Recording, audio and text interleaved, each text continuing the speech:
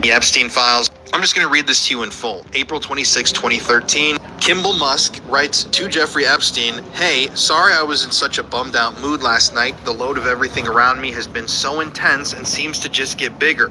Yesterday was super sad losing Manhattan, frowny face. It's still soon for Jen and that causes me stress. I have the awful insanity of Kayla. How that is going to affect Stella terrifies me every minute. And now I have my sister living with me. I don't think I'm being very fair to you as well, and it is weighing me down. I want to have time for you, but at the end of each day, I just want to pass out, and then I don't sleep. It's a wonderful routine. Winky face. We know how much we like each other, but I am just not able to do a real relationship right now. Would you be up for going back a step to just dating?" I'm gonna break the third wall here. This is between Kimball Musk sent directly to Jeffrey Epstein. Would you be up for going back a step to just dating? He's saying this to Jeffrey Epstein. But Kimball continues writing, "We would see each other on weekends when we can and focus it on fun stuff. Bringing you into my drama can't be fun for you, and it isn't healthy for me either. I could tell you were sad that you couldn't join me in Boulder, but honestly, I don't think I could handle staying relaxed with you in town. Thoughts? XOXO." Just crazy. "I hope you still come to LA. I will dedicate Sunday to you so that we have some quality time together. Smile, K." So this email came from Kimball Musk and was clearly sent to Jeffrey Epstein. But what does this really mean? Well, we know based on some of the emails and the messages found within the emails that Kimball Musk was set up with women through Jeffrey Epstein. Epstein actually set him up with various girls. But did Epstein have some sort of a bisexual relationship with Kimball Musk on the side? I mean, the wording there, you cannot ignore. Kimball is actually stating not only the XOXO, but directly saying, would you be okay with going back a step to just dating? I mean, it's truly bizarre stuff. When you get into the world of billionaires and billionaire brothers like the Musks, everything is just strange. And people like you and I, we don't understand how these people operate and how these people live. But let's say that this is true and Kimball was dating the pedophile pimp that supplied him with women to be used and then dumped and was having sex with the pimp of the women. It would really just be another day in the world of oligarchs and the ultra wealthy elites. But I'll keep you guys updated on the situation as we find out more. We have some news right now. We now know who is discussing the torture video, one of the most horrific and sensitive files in the Epstein files.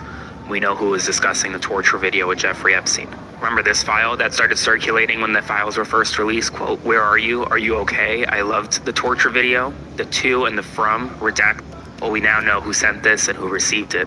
According to Congressman Thomas Massie, the person that sent this is Sultan Ahmed bin Sulayem. Now, we don't have the video. We haven't seen the video. We don't know what it says or what it depicts, but what we do know is the person who was communicating with Jeffrey Epstein concerning that video. The Sultan is one of the most powerful business executives in Dubai. He's a chairman and chief executive officer of DP World and the chairman of Ports, Customs, and Free Zone Corporation. According to online reports, he's said to have a net worth of over $7 billion. We're going to learn more information as more unredacted files are viewed. I'll provide you more updates as we get more information. Spread the word. Follow along for all the news you need to know about. Congressman Massie and I went to the Department of Justice to read the unredacted Epstein files.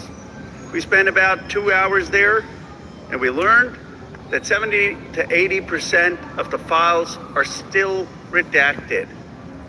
In fact, there were 6 wealthy, powerful men that the DOJ hid for no apparent reason. When Congressman Massie and I pointed this out to the Department of Justice, they acknowledged their mistake, and now they have revealed the identity of these 6 powerful men. These men are Salvatore Navora, Zorab Mikoladze, Leopig Leonor, Nicola Caputa, Sultan Ahmed bin Sulayem, CEO of Dubai Ports World, and billionaire businessman Leslie Wexner, who was labeled as a co-conspirator by the FBI. Now, my question is, why did it take Thomas Massie and me going to the Justice Department to get these 6 men's identities to become public? And if we found 6 men that they were hiding in 2 hours, imagine how many men they are covering up for in those 3 million files. But the story gets worse. The reality is that Donald Trump's FBI scrubbed these files in March, long before Thomas Massie and I passed the Epstein Transparency Act. Now, my bill is clear. The Epstein Transparency Act requires them to unredact those FBI files. And yet the Justice Department said to me and to Congressman Massie, we just uploaded whatever the FBI sent us. And guess what? The FBI sent scrubbed files. That means the survivor's statement to the FBI, naming rich and powerful men who went to Epstein's island, who went to his ranch, who went to his home and raped and abused underage girls or saw underage girls being paraded, they're all hidden. They're all redacted. It's a little bit of a farce. They're inviting all the members of Congress to go to see the Department of Justice, quote unquote, unredacted files, but they've got all redacted files from the FBI. And it's not the fault of the Justice Department attorneys. They were just told upload things that Donald Trump's FBI had already scrubbed. It's a blatant violation of the Epstein Transparency Act, but it also asks a fundamental question. Who are they protecting? Why are they protecting these rich and powerful men, people I call part of the Epstein class?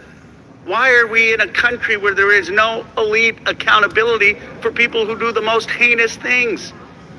You have in England the king now calling for an investigation and possible prosecution of his own brother. You have in Norway the princess who no longer has support to be the queen.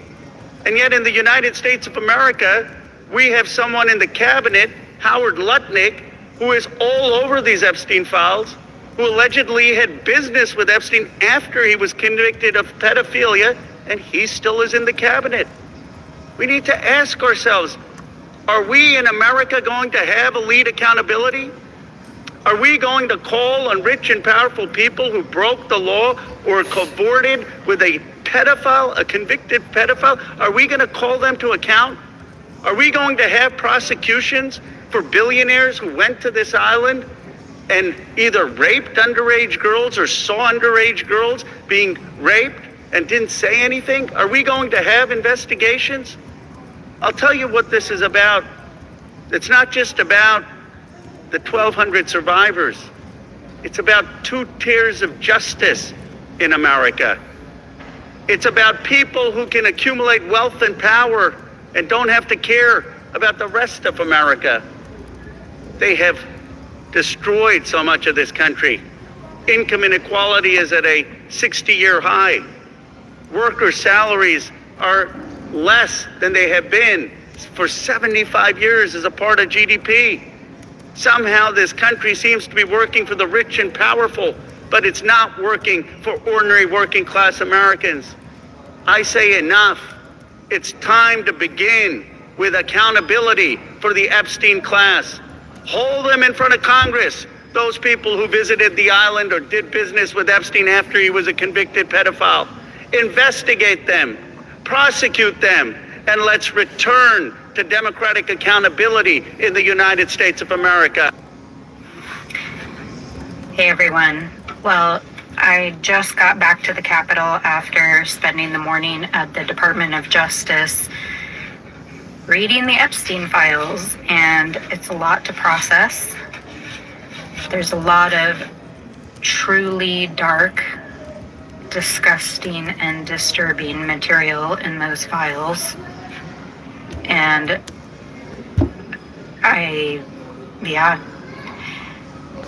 to understand the depths of depravity, I just can't even, there aren't words. The Epstein files released last year showed pictures of Jeffrey Epstein hanging out with former Trump advisor Steve Bannon, but the latest batch reveals a far more personal relationship between these two men. In hundreds of text messages and emails between them, their relationship and close friendship is apparent, including in this text exchange from July 6, 2019. In those messages, Bannon and Epstein discuss getting together the following day, but when Bannon proposes a time, Epstein abruptly calls off their plans, writing, quote, "all canceled." Epstein had been arrested by federal authorities for sex trafficking minors. Bannon first met Epstein after the 2016 election, according to journalist Michael Wolff in his 2019 book, Siege: Trump Under Fire. Wolff wrote that Bannon, the architect of Trump's improbable win, told Epstein, quote, "You were the one person I was truly afraid of coming forward during the campaign." Epstein grew deeply invested in Bannon's attempts to spread right-wing populism all over the globe, offering contacts, advice, and access to his plane. Bannon, meanwhile, seemed eager to take advantage of his new friends. One point in July 2018, he asked him in a text message, quote, "Do you know anyone in Europe that wants to control the European Parliament and with it the EU?" At times, Epstein and Bannon reflected on their consequential partnership. Like when they had overlapping interests in Israel, Epstein wrote to Bannon, quote, "Now you can understand why Trump wakes up in the middle of the night sweating when he hears you and I are friends." Before publishing this story, I reached out to Steve Bannon for comment, and he did not respond. The U.S. Justice Department has released around 3 million new files related to the late sex offender Jeffrey Epstein. And while there are plenty of prominent public figures internationally who have been revealed to have connections to Epstein, there's one person whose name crops up for the first time: South Africa's former president, Jacob Zuma. I'm Rebecca Davis, senior journalist for Daily Maverick. When the latest set of documents related to Epstein were published online on Friday, 23rd January, the Daily Maverick team, like other journalists around the world, set about searching the record to see if Epstein had any interesting local ties. Someone we weren't expecting to find in there was Jacob Zuma, because there has never before been any indication that Epstein and Zuma might be connected in any way. But the records reveal evidence to suggest that Epstein puppet mastered an intimate dinner for Zuma at a posh London hotel in 2010, with other Epstein contacts and a Russian model. But first, something to remember about what's in these new files. Part of what they contain is the record of tip-offs made by the public about Epstein to the police or the FBI. Now, these claims cannot be credibly reported on because they haven't been substantiated. But the files also contain the contents of Epstein's email inbox and his online chat logs. These are real emails sent to and by Epstein, and this is what we're reporting from. Secondly, a bit of context. It is confirmed that Zuma was in London at the time when the Epstein dinner seems to have taken place, because the dates coincide with Zuma's first state visit to the UK during his presidency, during early March 2010. Zuma was invited by Queen Elizabeth II, and he and his wife, Thobeka Madiba Zuma, stayed in Buckingham Palace for 2 nights, the 3rd and 4th of March 2010. On both evenings, there were state banquets. The British royal household's program for Zuma shows that his last official engagement was on the afternoon of Friday the 5th of March, when he met with NGOs working in South Africa at Pretoria's diplomatic hub in London, South Africa House. Thanks to the Epstein releases, we now have an idea of what Zuma did on that Friday night. The first email in the Epstein files relating to the Zuma dinner was sent on Thursday, 4th March, to a recipient whose name has been redacted from the record, but we know who sent it: a British man called Mark Lloyd, whose name recurs throughout the files and who seems to have operated as a kind of elite fixer for Epstein, brokering connections for him in UK high society. Lloyd's email reads, "Dear Vera, I am a friend of Jeffrey Epstein, and I have been asked to help arrange a small dinner tomorrow night for President Jacob Zuma of South Africa at the Ritz Hotel at 7 p.m. tomorrow evening. Jeffrey suggested that I invite you, as you would be certain to add some real glamour to the occasion. A friend of Jeffrey's is a friend of mine, so I have no hesitation in inviting you to join us. If you are not put off by the extremely short notice and would be able to accept, can you let me have a little more information about yourself as well as your full name, as I have to present the president with a summary of the guests in advance. With best regards, Mark Lloyd." The recipient of the email responded, "Hello, Mark. It is very kind of you and Jeffrey to invite me, and I will be honored to accept your invitation. About myself, my name is," and that's redacted, "I'm from Russia and I've lived in London for the past 2 years. I'm a model represented by Select Modeling Agency. I've been modeling for the past 6 years and have lived in Paris, New York, Barcelona, and Japan. Please let me know if you need any other information. Will it be a black tie?" We have a major development regarding the Epstein files right now. You know the, quote, unredacted files that members of Congress can go look at? Well, most of them are still redacted. The Department of Justice literally got redacted and scrubbed files from the FBI, including files that likely mention President Trump and didn't do due diligence and is essentially telling lawmakers, come look at the quote unredacted files, but in reality, they are redacted, many of them. I just spoke with Congressman Ro Khanna. That interview will be on my YouTube, linked in my bio, so go check it out, where he confirmed he went and looked at a lot of these files, and many of them, especially the bombshell FBI 302s that name the co-conspirators, that have the allegations in them, they're redacted. Because back last year, the FBI was ordered to scrub the files, according to him, including scrubbing parts mentioning Donald Trump. And while they just gave over redacted files to the DOJ, who told lawmakers, go look at these redacted files. And so now it's like, well, why is the FBI redacting files? Why is the DOJ not pressing the FBI for the unredacted versions? Significant developments. Go check out that interview. Spread the word. Follow for more. I'd like to hear his take. Huge breaking news. 2 multi-billionaires were just exposed by Thomas Massie for being involved in the Epstein scandal. So the first to be exposed is Leslie Wexner, who only was exposed because Thomas Massie forced the DOJ to unredact his name. Now, Leslie Wexner, if you haven't heard about him, is a multi-billionaire who was involved in the fashion industry. Now, there's not much more information about his involvement in the Epstein files. However, he is considered as a co-conspirator. Now, the second billionaire to be exposed is none other than Sultan Ahmed bin Saleem. And according to Thomas Massie, he is the man responsible for sending the torture video in that infamous email. And he is one of Dubai's most powerful executives and businessmen, worth over $1 billion as well. So although this information might seem a little disappointing, we at least have a start, right? And I think Thomas Massie is going to go hell-bent on getting these names unredacted, because we all want it. The American people want it. The whole world wants it, okay? This is an international scandal. I mean, we've just proven that today with this Sultan guy being involved as well. But as always, I will keep you guys in the loop as soon as I get updates today and as this week progresses. But let me know in the comments what you think about this update. And as always, be sure to share this important information.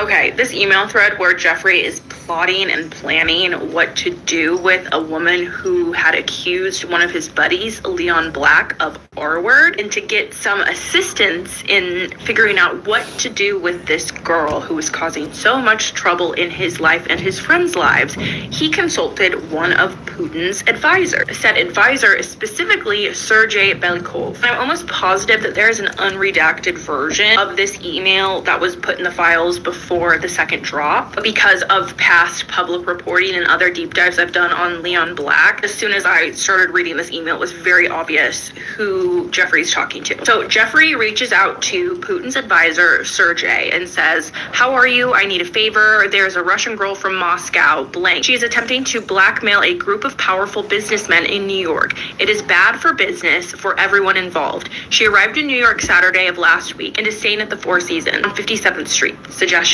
Sergei responds and says, In the 1990s, 300,000 people in Belgium got out into the streets to protest the government's handling of a pedophile ring cover-up. Yes, this is true. So this is Mark Dutroux. He was the fall guy for this pedophile ring. He's like the Jeffrey Epstein of Europe. Yes, he kidnapped a lot of these girls. He molested a lot of these young girls. He was definitely a sadistic, evil pedophile himself, but he was kind of like the fall guy for the organization. In fact, there were a number of prominent members of society in Belgium that were implicated in this, all the way up to the king and queen, to the royal monarchy. And apparently these pedophile parties were being held at these chateaus, these isolated, old money, luxurious castles tucked away in the woods. And there were children that survived these activities that described snuff films, human hunting parties, extremely, extremely disturbing stuff. Dozens upon dozens, hundreds of dead children. So many terrible things, but it all fell down on Mark Dutroux's head. And in fact, the guy who a lot of people think Mark Dutroux got involved in this world through is a guy named Michel Nahul. Now, Michel Nahul was quoted in the press at one point in Belgium as having said, "They'll never arrest me. They will never question me. I'm the real monster of Charleroi," the town that they were in. And he said that they would never arrest or question him because if he were to be brought in and he were to tell people what he knew and what he really knew happened, it would crumble the entirety of Belgium. The entire Belgian government would collapse. But the parents of the children who had been abducted by Dutroux and victimized by this ring, they were not happy. They saw how this was playing out in the media, just like how the Epstein thing is playing out right now, and they decided that they needed to do something. And so in October of 1996, Belgium had the White March, which took place really in Brussels, Belgium. There were over 300,000 residents in Belgium who showed up to protest in the streets to march and stand in solidarity with the victims of this pedophile ring. And they wanted to protest because they could all see that the government was covering up these crimes and that they were lying to them about what really happened. I mean, there are so many things we could talk about here with Dutroux, but one of the craziest things is that at one point, police officers were actually sent to Marc Dutroux's house because a tip had come in that he was keeping 2 of the girls hostage.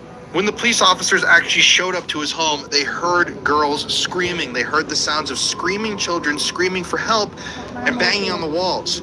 They were in his basement. The kids were in Dutroux's basement, but instead, the police turned around and walked out the door and later on claimed they thought it was neighbors or a television program. So it's that fact along with lots of other. We learned last night that the infamous torture video Epstein file email was from Sultan Ahmed. We have some news right now. Congressman Ro Khanna just went to the House floor and read 6 names of 6 men in the unredacted Epstein files that he saw. You wanted names named? Well, here we go. Here are the 6 names read by Ro Khanna on the House floor today. Salvatore Nuara, Zurab Mikaledze, Leonik Leonev, Nicola Caputo, Sultan Ahmed bin Sulayem, and billionaire businessman Leslie Wexner, also known as Les Wexner, who has been labeled as a co-conspirator in several Epstein files released by the Department of Justice. Those are the first 6 names read, the first names, any names really read on the House floor into the House record by a member of Congress. Now, it doesn't mean that those 6 men were criminally involved with Jeffrey Epstein. Although Wexner was named as a co-conspirator in several documents, the others have not been. But this really does seem like the beginning of something bigger. The House of Cards subtly starting to fall as now members of Congress are saying, you know what, DOJ, you don't want to release these names? We're going to do it anyway. Spread the word, follow for more. It has just been revealed that this is the guy behind the torture videos and The U.S. government says there's a typo in this document from the Epstein files. Let me explain. We've been reporting on this. It appears to be a statement announcing the death of convicted sex offender Jeffrey Epstein, but the date on it is the day before he died. We asked the Department of Justice for an explanation, and when we published our original video, they hadn't replied, but they've since gotten back to us. They told BBC Verified that their statements about Epstein's death were edited and circulated over several email chains in the attorney's office after Epstein's death on Saturday, August the 10th. The document released in the files was an initial draft with an unfortunate typo that instead listed Friday, August the 9th. This discrepancy in dates has sparked speculation online, fueling long-running conspiracy theories about Epstein's death. The DOJ said any suggestion the department had drafted a statement in advance of his death is false. A declassified FBI report, as well as a post-mortem examination, internal prison documents and photographs all show Jeffrey Epstein was found dead on Saturday, August the 10th, 2019. And the fallout keeps on happening. This man right here, don't worry you guys, I'm not gonna say his name, I've interviewed both Melinda French Gates and Bill Gates. She was the one clever enough to see in Jeffrey Epstein what her ex-husband couldn't. I first spoke to them 15 years ago when they appeared the perfect couple. In love, generous philanthropists, and very open about their sex life. But from the start, it was clear that Melinda was no trophy wife. She had a mission to help women and save lives. Fast forward to 2021, and Melinda divorced Gates because he had, in her words, become too close to the financier and sex offender, Jeffrey Epstein. Now, in 2026, she seems to be vindicated. After the latest Epstein revelations, she said she's happy to be away from all the muck. Bill has denied all allegations, and there is no evidence of wrongdoing. But his name appears 2,638 times in this tranche of 3 million files. In public, and to me, Bill didn't appear interested in partying. But it's now clear that although the once richest man in the world promoted a sense of worthiness and respectability throughout his extraordinary career, there was also another side to him. Melinda was smart. She saw the wider picture. She was one of the very few who stood up to Epstein years ago. The comparison with Andrew Mountbatten Windsor's wife, Sarah Ferguson, is stark. While Fergie fawned over Epstein, introducing her daughters to him, massaging his ego, and seemingly turning a blind eye to the pedophile's antics,